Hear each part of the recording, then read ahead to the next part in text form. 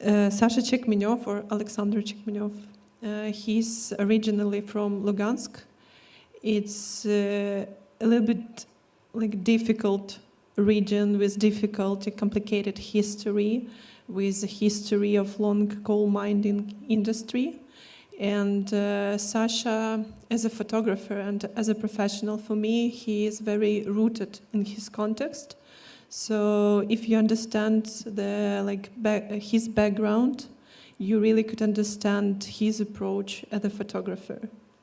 So when we talk about Sasha and you ask about his education, so he didn't, as I know, he didn't finish any official artistic or photography university or courses.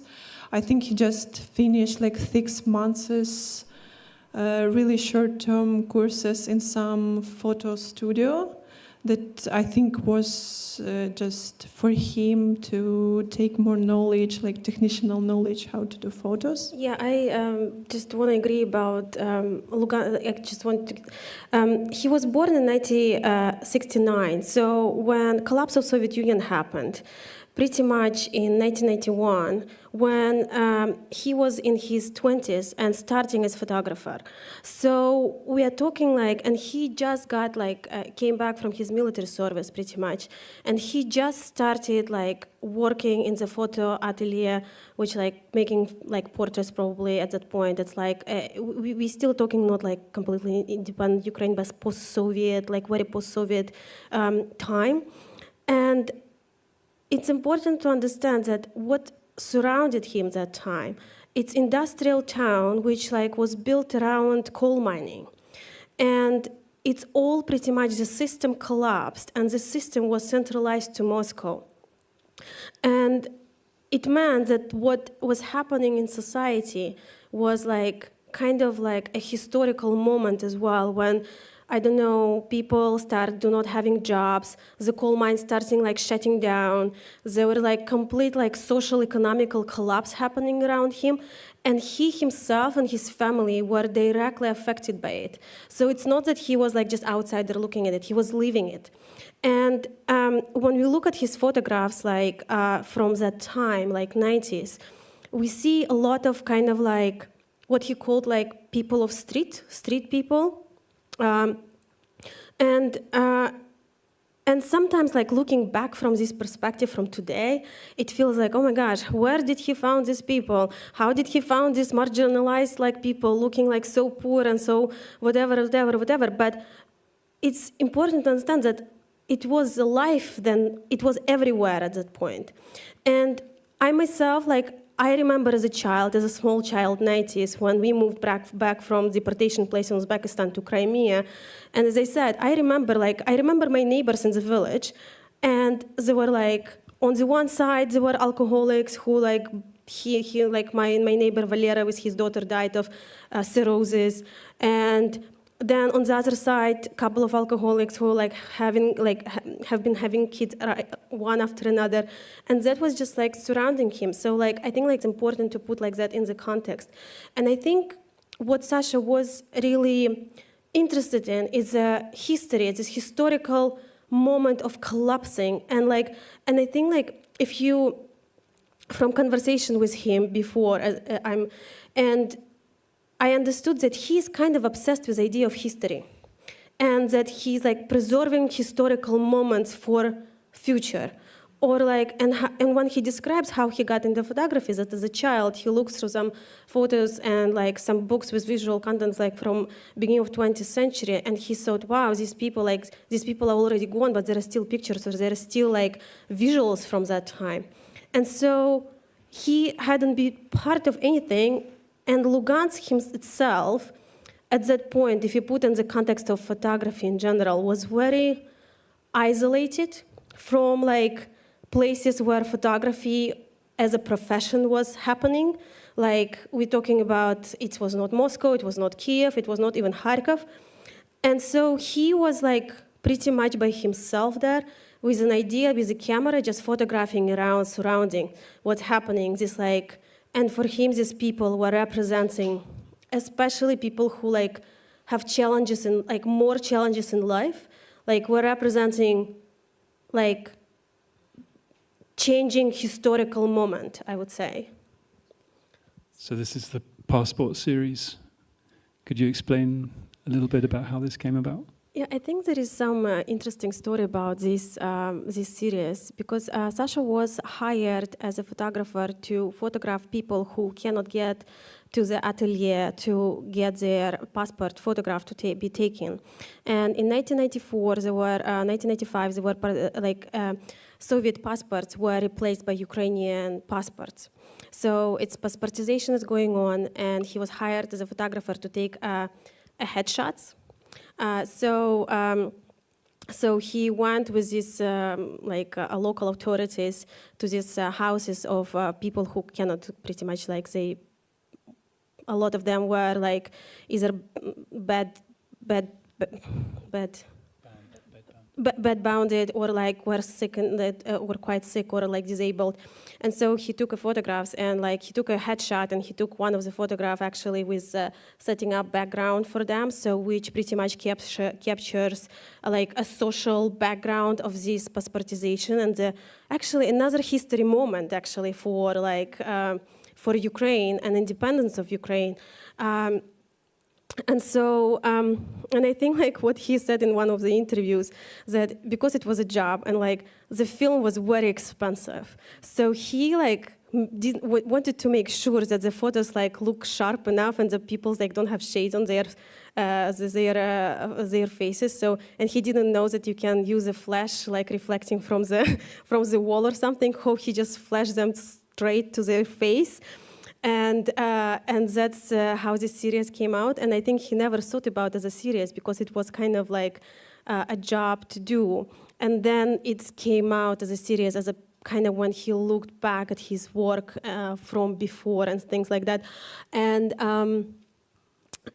I also, at one point I wanted to say about that time that film was so, like, for him and for a lot of other photographers, there were two things. Film was expensive, so you cannot just like shoot like sequences of photos. Another thing, there was this Soviet tradition that you need to capture everything in one photo, like as a one. And so I remember I was in Sasha's house and we were looking through some negatives, and I thought, wow, like he had this series of like diptychs from like cut film, like two pictures together. And I was like, oh wow, he really found like, I'm coming from digital era photography, so you shoot like you shoot a lot, like so like to make more points that like you have one photo which is like works. And I was like, wow, he found these places where he shoot and there are two photos together, like kind of between shoots probably. But then I realized, no, he took one shot for every scene. And that's how people, like, so that's how he worked. And I think like a lot of photographers actually worked in when you have like really limited like film and you save it, you don't think about like shooting series and sequences and like just choosing like one big photo. Maybe some people had means to do it as well, but that's one of the things to mention. Yeah, I was going to ask about the sort of shift to color photography, and yeah, the obvious sort of economical reasons why photographers working with analog were using black and white. It's much cheaper to buy the film, to buy the chemicals, the paper processing.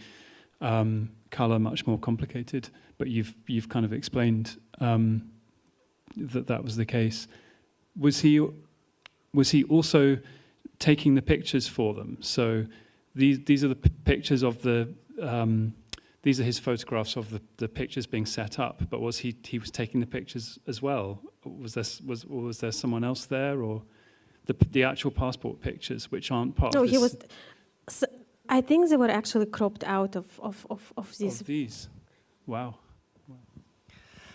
Well, it's a comment and a question maybe, because we as a publishing house, we went through some of the archival materials that Sasha has, and one project that struck me particularly was his, I would say, street photography from Luhansk in the 90s. Do you know something about this project? Can you say a couple of words? Because Although, of course, the misery that he captured there, because the 90s in Luhansk, you can only imagine.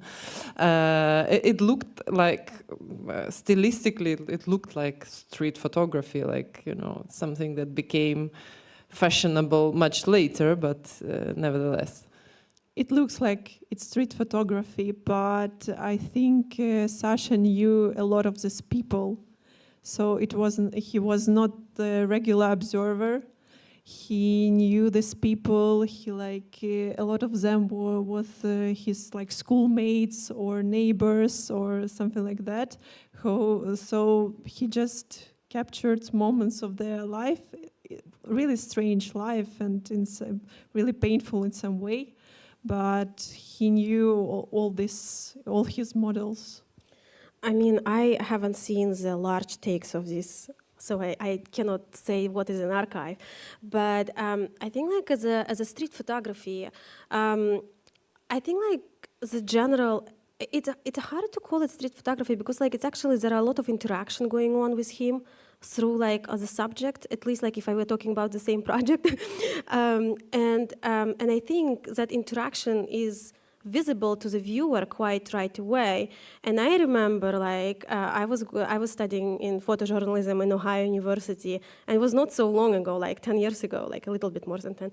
And the rule of street photography, no one should see you ever, you should be invisible, you should be just catching the moment and things like that. And he photographed in 90s, and it's very straightforward interaction. I remember one of these photographs, which very well known in of this sergeant. I was the police guy standing by the yeah. And I think the story behind it that actually the guy was laying down before and he picked him up and he's oh, could you stand there? And that's how the photograph was made. And he's, of course, and it's very important also to say that in 90s Sasha himself was practically living in that photo studio and living